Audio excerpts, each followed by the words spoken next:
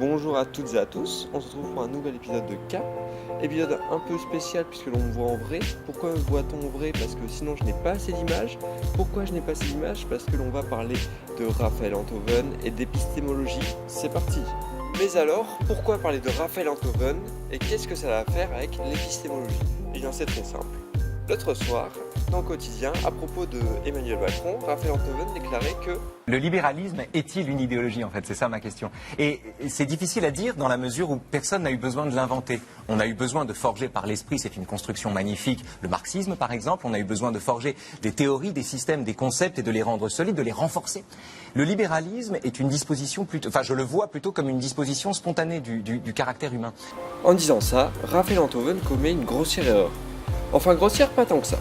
Sa principale erreur est en fait de vouloir mettre de la philosophie là où il aurait pu mettre de l'histoire. En effet, un économiste mais aussi historien et anthropologue hongrois, Karl Polanyi, a pu étudier la formation du marché.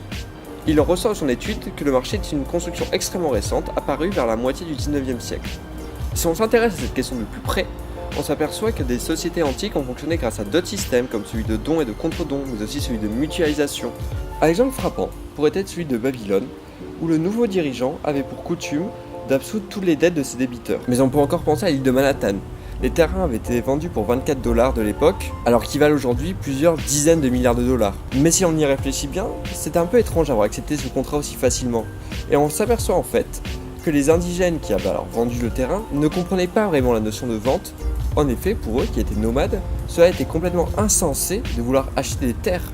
Or, l'achat de terres est ce qui caractérise le libéralisme puisque cela va de pair avec la propriété privée. Je vous renvoie à l'épisode sur l'anarcho-capitalisme. Et donc, encore une fois, on s'aperçoit que le libéralisme a finalement été une construction mentale elle aussi, qu'elle ne s'est pas imposée d'elle-même. C'est ce que dit Polanyi quand il explique que cette construction économique et le marché est en fait imbriquée dans une construction sociale que sont les relations entre individus. Mais alors, faut-il voir un combat entre philosophie d'un côté et économie de l'autre? Pas vraiment. C'est alors même le contraire. Si on s'intéresse à l'histoire de la pensée économique, on s'aperçoit que les auteurs classiques étaient souvent aussi philosophes. On peut notamment penser à Adam Smith, mais aussi à Karl Marx. Et en effet, en économie, on observe deux grandes familles, la microéconomie et la macroéconomie. Sans trop entrer dans les détails, la microéconomie est la première branche de l'économie à s'être vraiment développée. Celle-ci est extrêmement mathématisée. La microéconomie part du postulat suivant. Tous les individus sont rationnels. Dès lors, il nous suffit d'étudier un individu pour pouvoir connaître tout le fonctionnement de la société. En effet, comme tous les individus réagissent pareil, il suffira alors de multiplier un peu le comportement de cet individu pour obtenir le comportement de la société. Mais dès lors, qu'est-ce qu'un individu rationnel? Et c'est là où l'économie ne se suffit plus, où il faut ajouter de la philosophie quelque part. Par exemple, un constat de base est de dire qu'un individu voudra toujours plus et qu'il voudra aussi toujours moins cher. Mais cela n'a rien d'évident, et cela est quelque part une question philosophique. En effet, ai-je tout le temps besoin de plus? L'économie s'est donc quelque part appuyée sur la philosophie. Et aujourd'hui, c'est peut-être aussi ce qui pose problème. En effet, des sociologues comme Veblen ou encore Bourdieu, mais aussi des anthropologues comme Polanyi, critiquent fortement l'existence de cet homo economicus. Si on observe des comportements, certains n'ont rien de rationnel. Par exemple, dans ma tête, il peut y avoir des considérations écologiques qui n'existent absolument pas en microéconomie.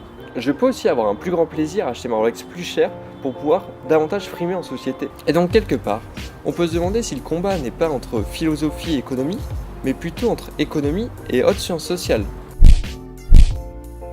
Et bien là encore, que nenni.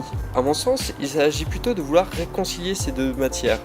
En effet, de nombreux courants d'économistes essaient de faire la liaison entre l'économie d'une part, mais la sociologie, voire l'anthropologie, encore l'histoire d'autre part. On pense notamment aux économistes atterrés ou aux économistes hétérodoxes. Et c'est extrêmement intéressant puisque ces économistes hétérodoxes ont plutôt tendance à critiquer le capitalisme que les économistes orthodoxes, eux, ont tendance à plutôt faire avec. Et c'est un débat extrêmement récurrent. Les économistes orthodoxes n'aiment pas beaucoup la divergence. Ils ont donc tendance à reprocher aux économistes hétérodoxes de ne pas réellement faire de l'économie, ou plutôt de la faire mal. Certains pensent même qu'il faudra aller jusqu'à les bannir, puisqu'en allant contre le courant dominant, les hétérodoxes décrédibiliseraient la science économique.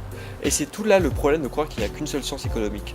On l'a vu pendant les débats de la présidentielle de 2018, chaque candidat avait des auteurs à citer et pourtant aucun n'arrivait réellement à s'entendre. On le voit aussi en matière d'éducation, où le ministre de l'Éducation, Jean-Michel Blanquer, considère qu'il n'y a pas assez de microéconomie en programme au lycée.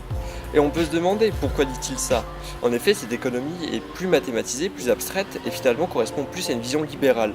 Cherche-t-il donc à prêcher sa propre religion ou à davantage coller au monde de la recherche qui lui est très axé sur la microéconomie? Je laisse la question en suspens et je vous dis à bientôt pour un nouvel épisode de K.